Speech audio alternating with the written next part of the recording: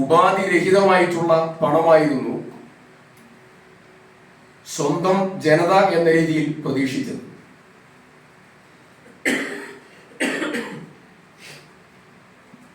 മുണ്ടകയിലെയും ചൂരൽമലയിലെയും ജനതയോട് ഈ ദുരന്തത്തിന് ശേഷം കേന്ദ്രം സ്വീകരിച്ച സമീപനം മുഴുവൻ അധാർമികവും മനുഷ്യത്വരഹിതവുമായ സമീപനമാണ്. തുടക്കത്തിൽ നമ്മൾ പ്രധാനമന്ത്രിയുടെ സന്ദർശനം ഏറെ ആശ്വാസം പകർന്ന ഒന്നായിരുന്നു. നിശ്ചിത സമയത്തേക്കാൾ 1.5 മണിക്കൂർ സമയം പ്രധാനമന്ത്രി കൂടുതലെടുത്തു. മോർബി ദുരന്തത്തിൽ അദ്ദേഹം അടക്കം ചെയ്തതായ പ്രവർത്തനങ്ങളെ അദ്ദേഹം അവിടെ എടുത്തു പറഞ്ഞു. ദുരന്ത സ്ഥലവും ദുരിതാശ്വാസ ക്യാമ്പുകളും വിംസ് ആശുപത്രി ഉൾപ്പെടെ സന്ദർശിച്ച പ്രധാനമന്ത്രി കളക്ടറേറ്റിൽ നടന്ന അവലോകന യോഗത്തിൽ പറഞ്ഞത്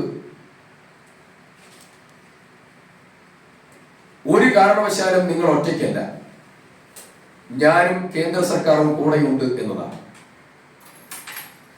പക്ഷേ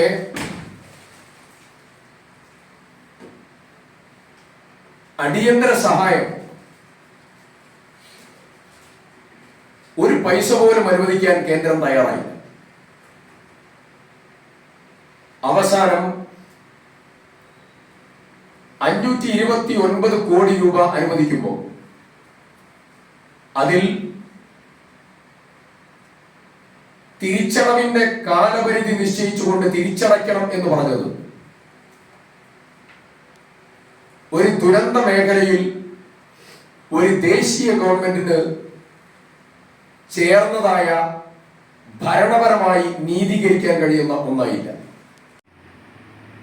ജന്മിയുടെ സ്വഭാവം കാണിക്കുന്ന കേന്ദ്ര സർക്കാർ സമീപനം ഒരിക്കൽ പോലും അംഗീകരിക്കാൻ കഴിയുന്ന ഒന്നല്ല. കേരളം ഈ കാര്യത്തിൽ ഒറ്റക്കെട്ടായി ഈ സമീപനം മാറ്റുന്നതിന് വേണ്ടി ഒരുമിച്ച് ഒറ്റക്കെട്ടായി കേരളം നിലപാട് സ്വീകരിക്കും. അടിയന്തര സഹായം അന്നേ നൽകേണ്ടതായി. 1. 2, നമ്മൾ മെമ്മോറാണ്ടം കൊടുത്തു, മുഖ്യമന്ത്രിയുടെ കത്ത് കൊടുത്തു, ഇവിടെ വന്നപ്പോൾ ഞാൻ കത്ത് കൊടുത്തിരുന്നു, പാർലമെന്റ് അംഗമായ പ്രിയങ്ക ഗാന്ധി കത്ത് കൊടുത്തു, പാർലമെന്റിനകത്ത് പ്രക്ഷോഭം നടന്നു, അസംബ്ലിയിൽ ഞാൻ അടിയന്തര പ്രമേയം അവതരിപ്പിച്ച് അതിന്റെ കൺക്ലൂഷൻ ഒരുമിച്ചുള്ള യുനാനിമസ് റെസൊല്യൂഷൻ ആയിരുന്നു. നിരവധിയായ സമ്മർദ്ദങ്ങൾ നടന്നു. കേരളത്തോട് നീതിപൂർവമായ ഒരു ഇടപെടലിന് കേന്ദ്രത്തെ വിധേയമാക്കാൻ. ഒരു മഹാദുരന്തം നടന്ന് ഇത്രയധികം പരിശ്രമങ്ങൾ നടത്തേണ്ടതായ ഒരു ഘട്ടം വരുന്നത് ഒരു സ്റ്റേറ്റിനെ സംബന്ധിച്ച് നീതീകരിക്കാൻ കഴിയുന്നതല്ല.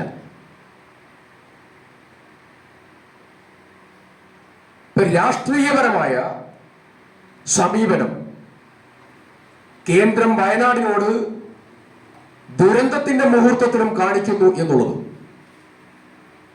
ഏറെ വേദനിക്കുന്ന അനുഭവമാണ്.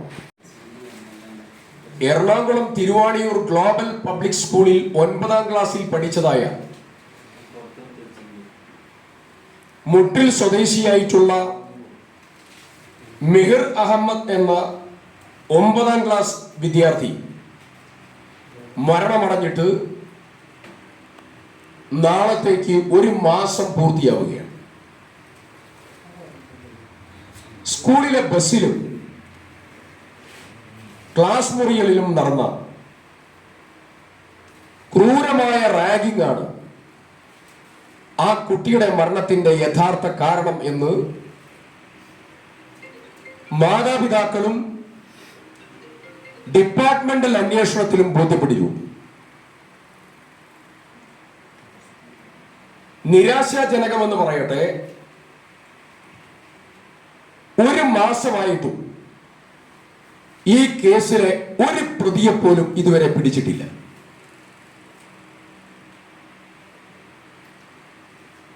ഈ കേസിലെ അന്വേഷണത്തിൽ അതീവ ഗുരുതരമായ പാളിച്ചയും ഏകോപനക്കുറവും നടക്കുകയാണ്. 2 കേസാണ് ഇതിൽ രജിസ്റ്റർ ചെയ്തിട്ടുള്ളത്. ഒന്ന്,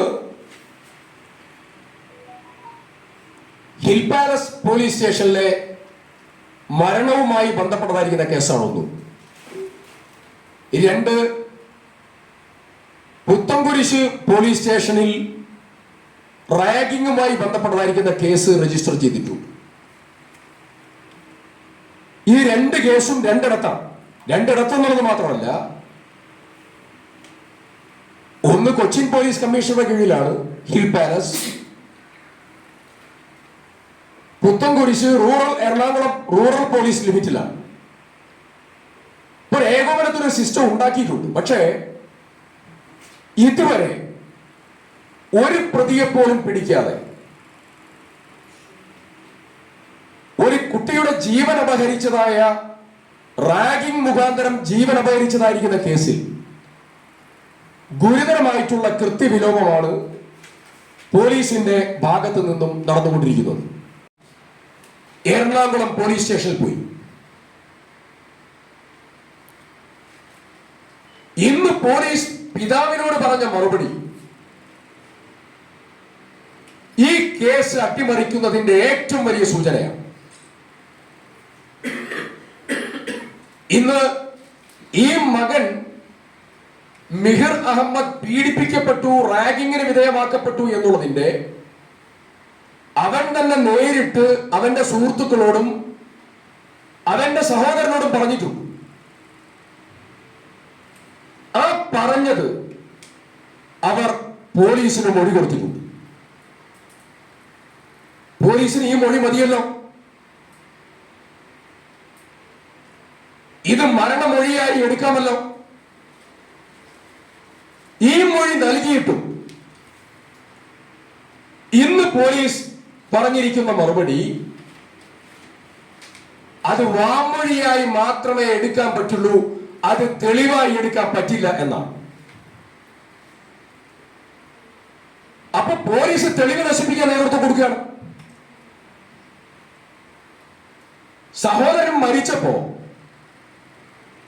തന്നോട് പറഞ്ഞ കാര്യങ്ങൾ പറയുമ്പോ, കൂട്ടുകാരോട് പറഞ്ഞ കാര്യങ്ങൾ അവർ പറയുമ്പോ അത് തെളിവായി പോലീസ് എടുക്കണ്ടേ? അതീവ ഗുരുതരമായ സാഹചര്യമാണ് ഈ കേസുമായി ബന്ധപ്പെട്ടുകൊണ്ടുണ്ടായത്. ക്രൂരമായ റാഗിംഗ്. ഞാനതില് നിങ്ങൾക്ക് ആ സമയത്ത് ഇവരൊരു വാട്സപ്പ് ഗ്രൂപ്പ് ഉണ്ടാക്കി. മിഹിറിന്റെ കൂട്ടുകാർ, ജസ്റ്റിസ് ഫോർ മിഹിർ എന്നായിരുന്നു ആ കൂട്ടായ്മയുടെ പേര്. 48 മണിക്കൂറിനകം ആ കൂട്ടായ്മ പിരിച്ചുവിട്ട് ആ അക്കൗണ്ട് അടക്കം ഡിലീറ്റ് ചെയ്തു. അവരുടെ കമ്മ്യൂണിക്കേഷൻ ഞാൻ ഒരു വാചകം, ഞെട്ടിക്കുന്ന ഒരു വാചകം ഞാൻ ഇവിടെ നിങ്ങളുമായി പങ്കുവെക്കാം. ഞാനിത് ഇന്ന് നടത്താൻ ഇരിക്കുന്നതിന്റെ പ്രധാനപ്പെട്ട കാരണം എറണാകുളം ഗവൺമെന്റ് നഴ്സിംഗ് കോളേജിലെ മനുഷ്യ മനസാക്ഷി മുഴുവൻ ഞെട്ടിക്കുന്ന, മനുഷ്യരല്ലാത്തതായിരിക്കുന്ന ചില ആളുകൾ നടത്തിയ, പിശാചിനെ പോലും നാണിപ്പിക്കുന്ന ക്രൂരമായ റാഗിങ്ങിന്റെ വാർത്തയെ തുടർന്നാണ് ഞാൻ ഇന്ന് മിഹിറിന്റെ കേസിന്റെ അപ്ഡേഷൻ അടക്കം എടുത്താണ് നിങ്ങളുമായി സംസാരിക്കുന്നത്. ഇന്ന് അദ്ദേഹം എറണാകുളത്ത് പോലീസ് ഉദ്യോഗസ്ഥന്മാരെ കണ്ടാണ് നിൽക്കുന്നത്. ഞാനൊരു ഇതിലെ ഒരു സെന്റൻസ് ഞാൻ വായിക്കാം.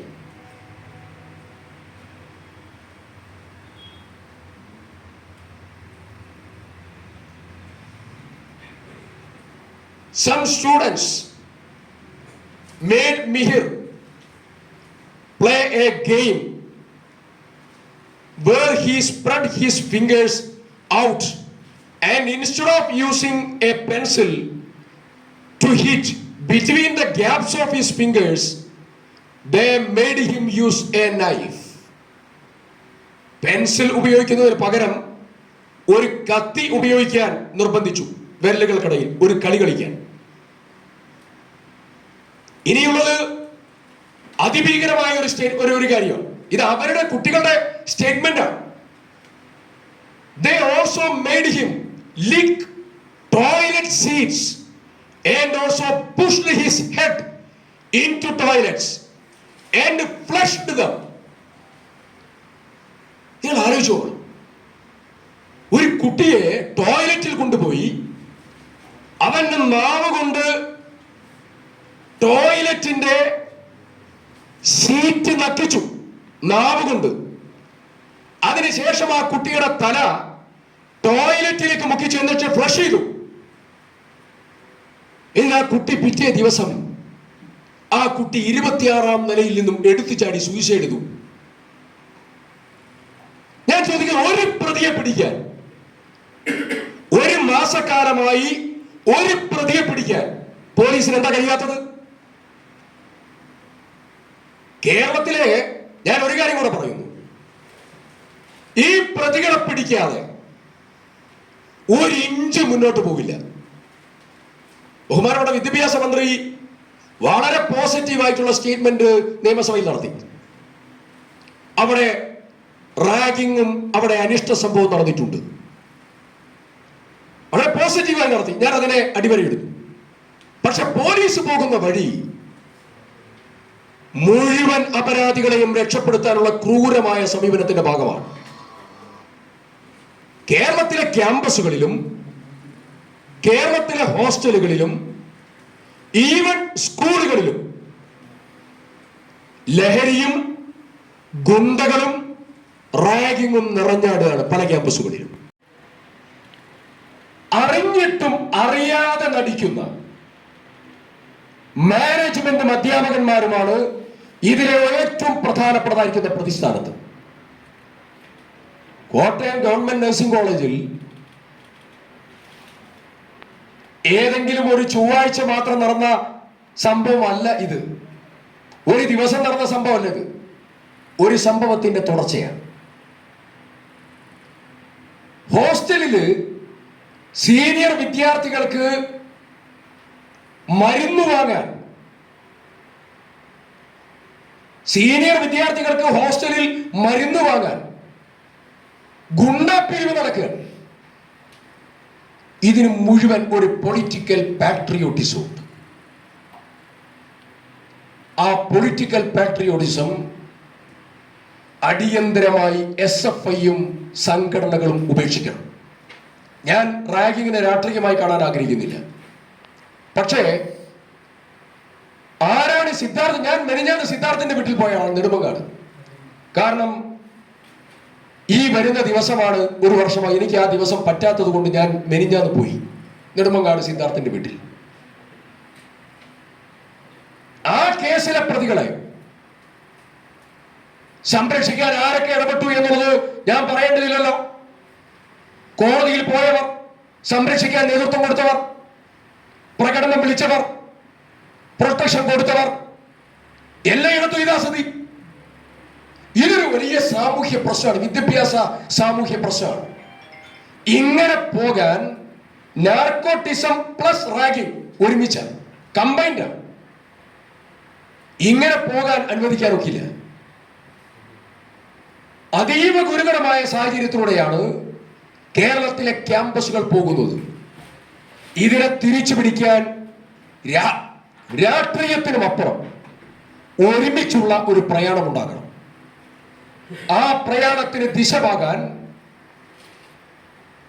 നിലവിലുള്ള റാഗിംഗ് ആക്ട് ഉൾപ്പെടെ മാറ്റാൻ ആവശ്യമായ നടപടികൾക്ക് നേതൃത്വം കൊടുക്കണം. കേരളത്തിലെ പല സ്കൂളുകളിലും ആന്റി റാഗിംഗ് കമ്മിറ്റികളില്ല.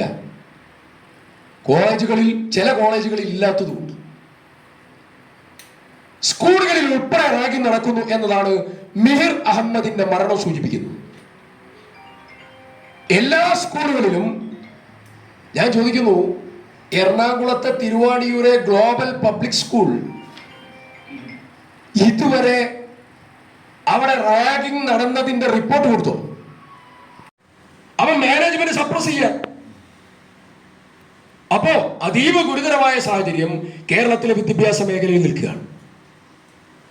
മരണാനന്തര നീതി മിഹിർ അഹമ്മദിന് കിട്ടാനും മറ്റുള്ള വിദ്യാർത്ഥികൾക്ക് രക്ഷിതാക്കൾക്കും ജീവിച്ചിരിക്കുമ്പോൾ നീതി കിട്ടാനും സമഗ്രമായ ഇടപെടലും അഴിച്ചുപണിയും ഈ മേഖലയിൽ ഉണ്ടാവണം. അതിന് സർക്കാർ നേതൃത്വം കൊടുക്കണം. ബഹുമാനപ്പെട്ട മുഖ്യമന്ത്രിക്ക് മിഹിർ അഹമ്മദിന്റെ വിഷയത്തിൽ ഈ നിയോജക മണ്ഡലത്തിലെ ജനപ്രതിനിധി എന്ന രീതിയിൽ ഞാൻ ഇനി വിദ്യാഭ്യാസ മന്ത്രിയുമായി സംസാരിച്ചിരുന്നു, മുഖ്യമന്ത്രിയുമായും. അപ്പൊ അവർക്ക് ഇവാലുവേഷൻ നടത്താം. പ്രോജക്റ്റ് കംപ്ലീഷൻ ആയിട്ടില്ലെങ്കിലോ അത് തുടർന്നു സമയം കൊടുക്കാനുള്ള നടപടി കേന്ദ്രത്തിന്റെ ഭാഗത്തുനിന്നുണ്ടാകണം. ആ നടപടി, അതാണ് ഞാൻ പറഞ്ഞത്.